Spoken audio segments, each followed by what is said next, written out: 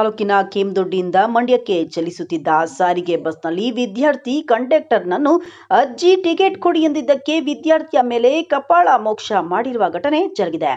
Mandya ಡಿಪೋದ K40F1195 ಸಾರಿಗೆ bus ಭಾರತೀನಗರದಿಂದ ಮಂಡ್ಯಕ್ಕೆ ಚಲಿಸುತ್ತಿದ್ದ ವೇಳೆ ವಿದ್ಯಾರ್ಥಿ 15 ವರ್ಷದ ಕಾವ್ಯಶ್ರೀ ಕಂಡಕ್ಟರ್ ಸೌಭಾಗ್ಯಮರವರನ್ನು ಟಿಕೆಟ್ ಕೊಡಿ ಅಜ್ಜಿ ಎಂದು ಕೇಳಿದಕ್ಕೆ ಕಪಾಳ ಮೋಕ್ಷ ಮಾಡಿ ಆಕೆಯನ್ನು ಅವಮಾನಿಸಿದ್ದಾರೆಂದು ಜನವಾದಿ ಮಹಿಳಾ ಸಂಘಟನೆ ಅಧ್ಯಕ್ಷೆ ಡಿಕೆ ಲತಾ ತಿಳಿಸಿದರು.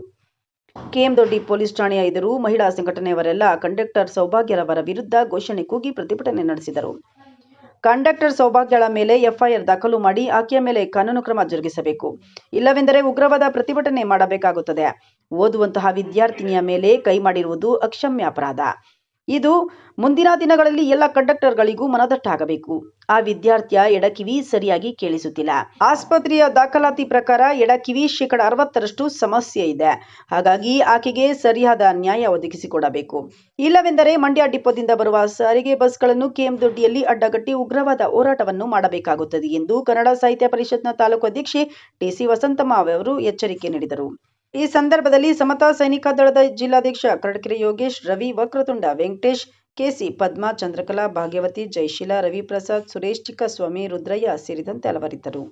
ಸರ್ಕಾರಿ ಪ್ರೌಢಶಾಲೆಯಿಂದ ಭಾರತೀನಗರದಿಂದ ನಮ್ಮ ಹನುಮಂತನಗರದ ಮುಖೇನ ಕರಟಗೆರೆ ಗ್ರಾಮದ ನಿವಾಸಿಯಾದಂಥ ಹೇಮಲತಾ ಅವರ ಮಗಳು ಕಾವ್ಯಶ್ರೀ ಎಂಬುವರು ವ್ಯಾಸಂಗ ಮಾಡಿ ಬಸ್ಸಲ್ಲಿ ಬರ್ತಾ ಇದ್ದಂಥ ಸಂದರ್ಭದಲ್ಲಿ ಟಿಕೆಟ್ ಕೊಡಿ ಅಜ್ಜಿ ಅಂತ ಕೇಳಿದಂಥ ಒಂದು ವಿಚಾರಕ್ಕೆ ಕಪಾಳ ಮೋಕ್ಷ ಮಾಡಿ ಈಗ ಹೆಣ್ಮಕ್ಳಿಗೆ ಕಿವಿ ಕಿವುಡಾಗಿದೆ ಅಂತ ಡಾಕ್ಟರ್ ಸರ್ಟಿಫಿಕೇಟ್ ಬಂದಿದೆ.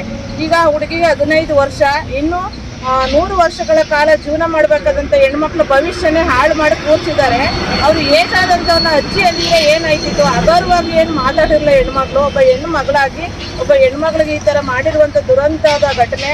ಹಂಗಾಗಿ ನಾವು ಮುಂದಿನ ದಿನಗಳಲ್ಲಿ ಆ ಎಮ್ಮನ್ನ ಕರೆಸಿ ಸೂಕ್ತವಾದ ಕ್ರಮ ಜರುಗಿಸ್ಲಿಲ್ಲ ಅಂತ ಹೇಳಿದ್ರೆ ನಮ್ಮ ಮಂಡ್ಯ ಡಿಪೋಯಿಂದ ಏನು ನಮ್ಮ ಭಾರತೀನಗರಕ್ಕೆ ಬರೋ ಬಸ್ಗಳು ಬರ್ತವೆ ಅಂತ ಬಸ್ಗಳನ್ನೆಲ್ಲ ತಡೆದು ಉಗ್ರವಾದ ಹೋರಾಟ ಮಾಡಬೇಕಾಗುತ್ತೆ.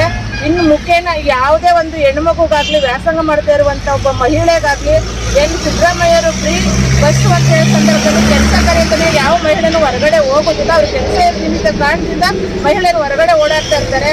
ಈಗ ಹೆಣ್ಮಗುಗೆ ಏನು ಇದಾಗಿದೆಯೋ ಅದನ್ನ ಅವ್ರು ಕೊಡೋಕ್ಕೆ ಸಾಧ್ಯನೇ ಇಲ್ಲ. ಈಗ ಹುಡುಗಿ ಭವಿಷ್ಯನೇ ಹಾಳಾಗಿದೆ, ಒಂದು ಕಿವಿ ಕಿವುಡಾಗಿದೆ ಅಂತ ರಿಪೋರ್ಟ್ ಬಂದಿದೆ. ಹಂಗಾಗಿ ಮುಂದಿನ ದಿನಗಳಲ್ಲಿ ಎಚ್ಚರಿಕೆ ಕೊಡ್ತಾ ಇದ್ದೀವಿ.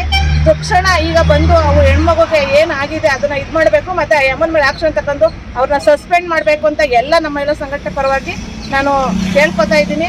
ಈ ತಕ್ಷಣ ಏನಾರ ಸೂಕ್ತವಾದ ಕ್ರಮ ಜರುಗಿಸ್ಲಿಲ್ಲ ಅಂತ ಹೇಳಿದ್ರೆ ನಾವು ಡಿಪೋ ಹತ್ರ ಬಂದು ಉಗ್ರವಾದ ಹೋರಾಟ ಮಾಡಬೇಕು ಅಂತ ಎಚ್ಚರಿಕೆ